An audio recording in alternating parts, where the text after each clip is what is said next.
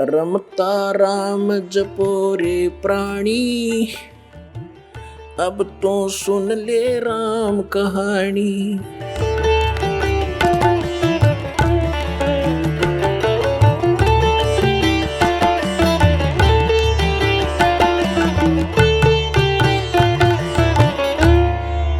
गीता ज्ञानदाता 8वें अध्याय के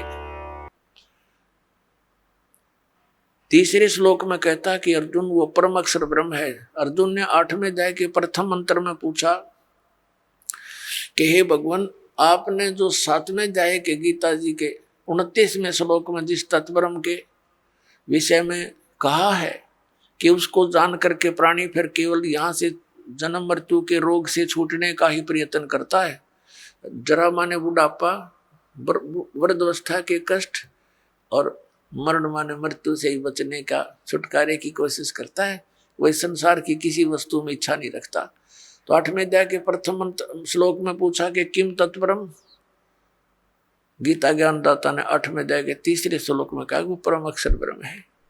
फिर 8वें अध्याय के 5 और 7 श्लोक में तो अपने बारे में कह रहा है गीता ज्ञानदाता कि अर्जुन तो मुझ में मन वाला हो, मेरे पर आश्रित हो जा, मेरी भक्ति कर और युद्ध भी कर तो मुझे ही प्राप्त होगा।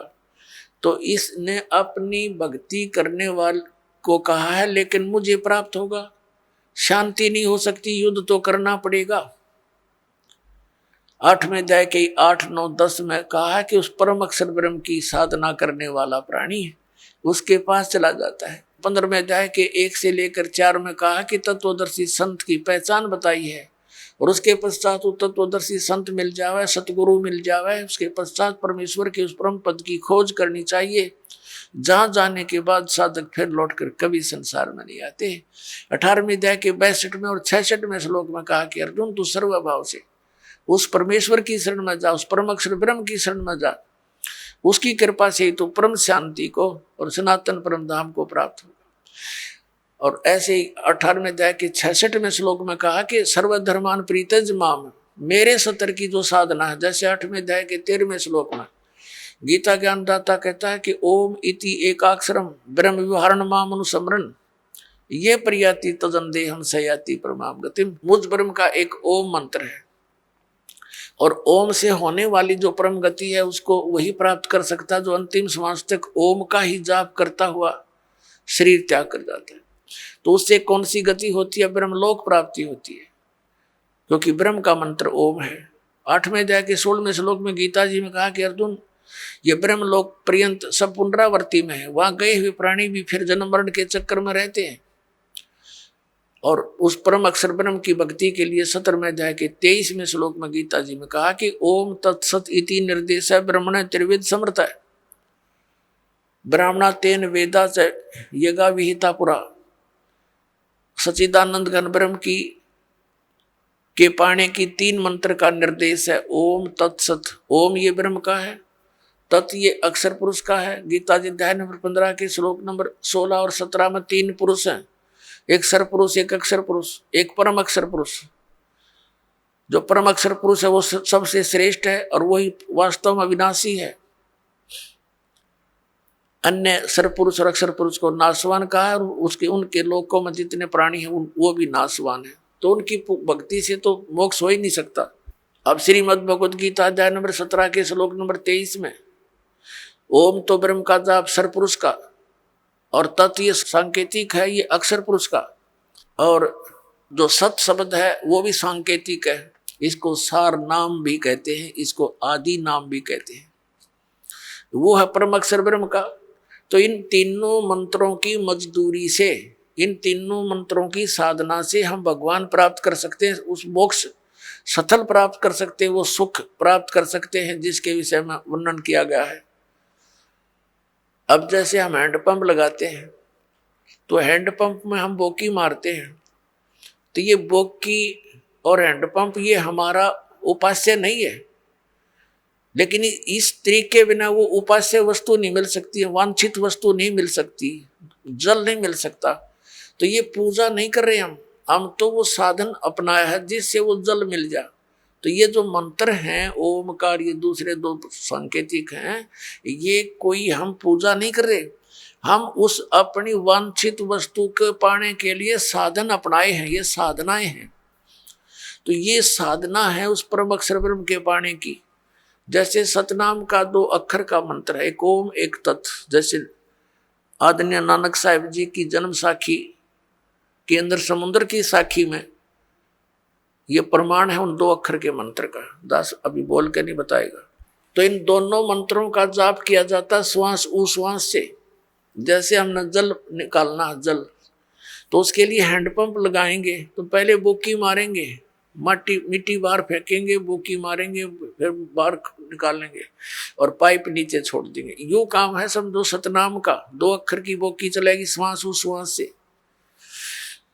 अब ये सतनाम, ये बोकी ने अपना काम कर दिया, जल तक पहुंचा दिया, लेकिन बाहर जल नहीं प्राप्त हुआ। उसके लिए एक और आइटम लगाना पड़ा है, हैंड पंप, ऊपर मशीन बोलते हैं उसको, और फिर उसकी पूजा करनी है, उसको भी ऐसे लाना है, प्रैक्टिस करनी है, जब वो जल निकलता है।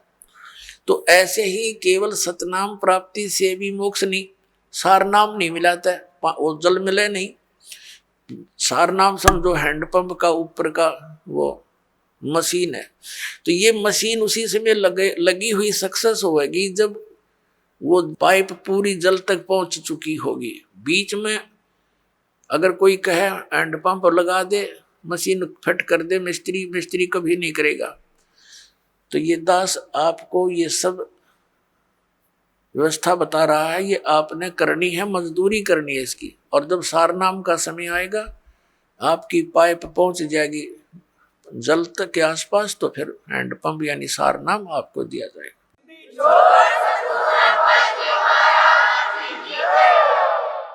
तो इस प्रकार हम इस ओम, उस परम अक्षर ब्रह्म के पाने का ओम तत्सत, ये 3 मंत्र का जाप है।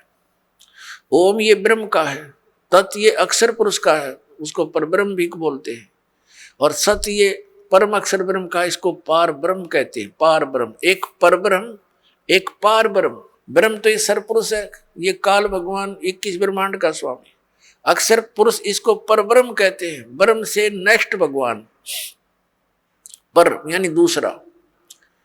और इससे ऊपर पार ब्रह्म माने सबसे परले पार का, सबसे ऊपर वाला, वो पार ब्रह्म होता है। जैसे आप संतों की वाणी में पार ब्रह्म शब्द सुनते हो, वो परब्रह्म के लिए नहीं है, वो पार ब्रह्म यानी उस सत्य पुरुष की तरफ संकेत है, परम अक्षर ब्रह्म की तरफ संकेत है।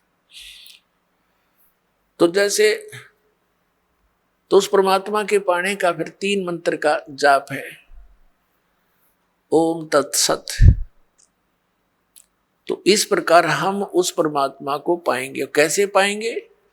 गीता जी अध्याय नंबर 18 के श्लोक नंबर 66 में कहा है, इस गीता ज्ञानदाता ब्रह्म ने सर्वधर्मान परित्यज माम एकम शरणम व्रज अहम तवा सर्व पापे भ्या मोक्षामि मा शुच। ये क्या कहता है कि मेरे सत्तर की जितनी पूजाएं हैं वो मुझ में छोड़ दे,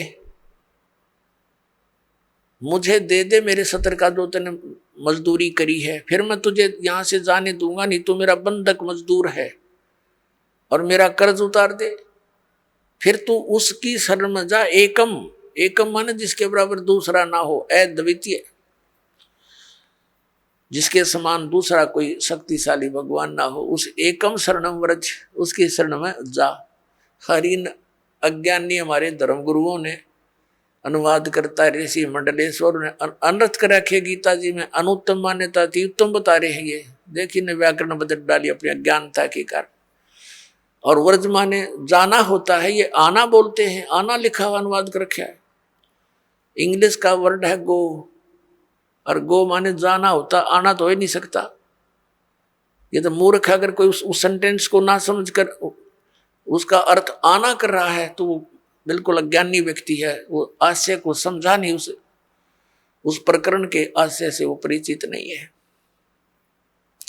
अब ये जैसे गीता जी अध्याय नंबर 2 के श्लोक नंबर 7 में अर्जुन स्वयं स्वीकार रहा कि मैं आपकी शरण हूं, आप मेरे गुरु हो, मेरी बुद्धि काम नहीं करती, मुझे निर्णायक ज्ञान दो, मैं आपकी शरण हूं।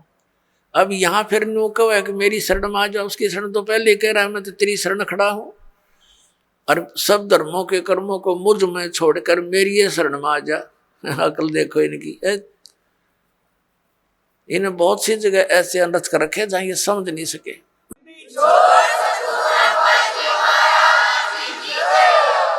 आप सुन रहे थे जगत गुरु तत्वदर्शी संत रामपाल जी महाराज जी के मंगल प्रवचन। अधिक जानकारी के लिए विजिट कीजिए हमारी वेबसाइट www.jagatgururampalji.org। संत रामपाल जी महाराज जी के शुभ आशीर्वाद से पूरे विश्व भर में 500 से भी ज्यादा नाम दीक्षा केंद्र हैं, जिन पर संत रामपाल जी महाराज जी द्वारा ऑनलाइन निशुल्क नाम दीक्षा दी जा रही है। अपने नजदीकी नाम दीक्षा केंद्र का पता करने के लिए संपर्क करें 8222880541।